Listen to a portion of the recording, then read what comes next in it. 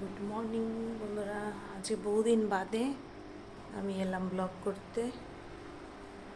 একদম ব্লগ করার সময় পাচ্ছি না, ও এতটা ব্যস্ততা যাচ্ছে যে আমি কোনোভাবেই আমার যে লাইফস্টাইলটা তোমাদের সাথে শেয়ার করে উঠতে পারছি না।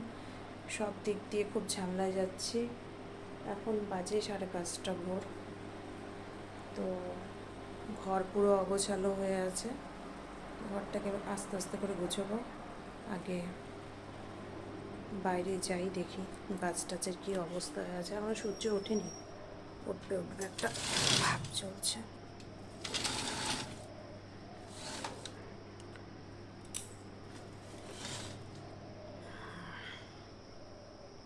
দেখো, তোমাদের সাথে অনেক দিন গাছগুলো শেয়ার করিনি।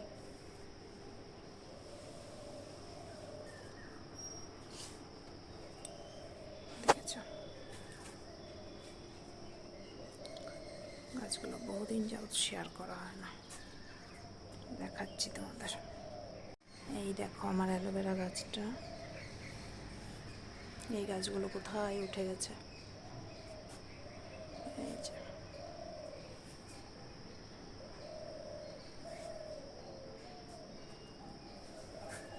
আমি কয়েকটা লঙ্কার বীজ ফেলেছিলাম, তো চারা উঠেছে ওখানে, এখানে কিছু উঠেছে, কিছু এখানে উঠেছে। এগুলোকে আলাদা টবে করতে হবে। আর দেখেছো জবা গাছে কুড়ি এসছে, ফুল ফুটে গেলে ছেটে দেবো। এইটার ফুলটা দেখো কি সুন্দর দেখতে, দেখতে পাচ্ছ?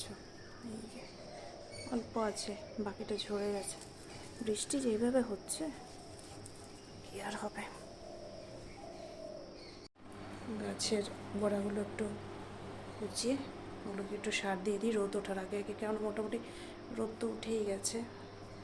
এখন মনে করো যে এখন যদি করে দিই তাহলে পরে সারাদিনের আর যত তাড়াতাড়ি সম্ভব, না এখন গরমের দিন, যত তাড়াতাড়ি সম্ভব কাজকর্ম করে নেওয়া ভালো, কারণ পরে শরীরে কোনো রকম এনার্জি পাওয়া যায় না। প্রচুর কাজ আছে বন্ধুরা। ঠিক আছে, দেখতে থাকো। আজকে যতটা পারবো ব্লগ তোমাদের সাথে আমি অবশ্যই শেয়ার করবো, ঠিক আছে? এই দেখো, ওদেরকে খাবার দেওয়া হয়েছে না, দেখো খাবার খাওয়ার জন্য সব লাফালাফি শুরু করে দিয়েছে। এই খাও খাও খাও খাও খাও খাও, ঠিক আছে?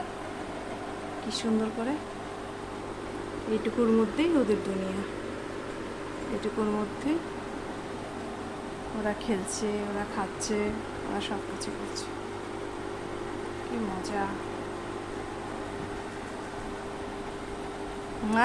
মাছকে না খাবার যখন দেওয়া হয় তখন বোঝা যায় যে ওরা খাবার খাওয়ার জন্য কেমন করে।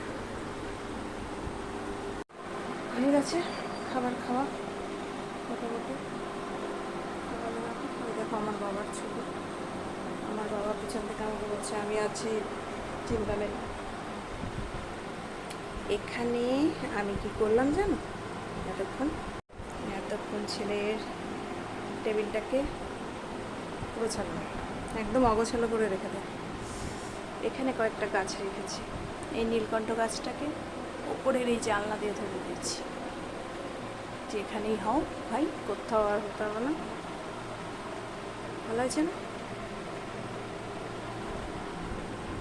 এখন তো সবাই ঘুমাচ্ছে, কাউকে পাওয়া যাবে না, এখন আমি একাই সব। তা আমার সব কাজ শেষ। দেখো ঘর দুয়ার একদম চকচক করছে, সব পরিষ্কার, সব জামা কাপড় ধুয়ে দিয়েছি, রান্নাঘর হয়ে গেছে, সব হয়ে গেছে। আবার স্নান করবো, পূজা দেবো, তারপর তোমার ব্রেকফাস্ট বানাবো। এখানে হচ্ছে সব জামা কাপড়গুলো ধুয়ে মেরে দিলাম। আজকে সোফার কভারটাকে ধুয়ে দিয়েছি, খুব নোংরা হয়েছিল। এখন দেখো কি চড়া রোদ, সেই রোদ। গাছগুলোকে একটু মাটিগুলো খুঁচিয়ে দিলাম, দিয়ে মোটামুটি ধোয়া কাচা সব কিছু হয়ে গেছে। ঠাকুরঘরটা পরিষ্কার হয়ে গেছে। এখন শুধু স্নান করব, পুজো দেব, তারপরে তোমার সবাই তো ঘুমাচ্ছে, কত কিছু জানেও না। তারপরে তোমার ব্রেকফাস্ট করে সবাইকে ডাক দেবো। এখন সামার ভ্যাকেশন চলছে না, সামার ভ্যাকেশন চলার জন্য কী হচ্ছে বলো তো, সামার ভ্যাকেশন চলার জন্য ওরা এখন খুব ব্যস্ত নিজেদের লাইফ নিয়ে। স্কুল যেতে হচ্ছে না, কিছু করতে হচ্ছে না, ওরা ইচ্ছা মতন ফোন দেখছে, ইচ্ছা মতন খেলা করছে, পড়াশোনার কোনো ব্যাপার নেই। প্রজেক্ট, এত প্রজেক্ট দিয়েছে স্কুল থেকে, মেয়েটা ক্লাস 3-তে পড়ে, মানে এত বড় বড় প্রজেক্ট, আর এত প্রজেক্ট, এখনও 2টো প্রজেক্ট বাকি আছে। যাই হোক, ওর প্রজেক্টটা তো ছেলেই করিয়ে দিচ্ছে, আর তোমার শুধু বাংলা যে প্রজেক্ট দিয়েছে সেটাকেও মিস করাচ্ছে। আর এমনিতে নর্মালি সব প্রজেক্টই ছেলেই করিয়ে দিচ্ছে, ছেলের প্রজেক্ট তো ছেলেকে করতেই হবে। ওর এবার ক্লাস 12-এ নিতে, ওর উপরেও অনেকটা প্রেশার আছে। যাই হোক, বাজার পাটি মোটামুটি আছে, কেন না করবো, আগে স্নানটা করে পুজোটা দিয়ে নিই, তারপর তোমাদের সাথে আসছি আবার, ঠিক আছে?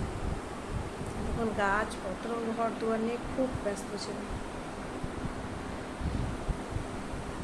বুঝতে পারি না কোন দিক থেকে কোন দিকে বন্ধ করবো। আমার মেয়ে আমাকে বলে, মা তুমি সবসময় কমেডি করো, কমেডি না, বুঝতে পারি না কোথায় বন্ধ করতে হবে। অদ্ভুত সত্যি। এই তো পেয়েছি লালটা, সকাল সকাল।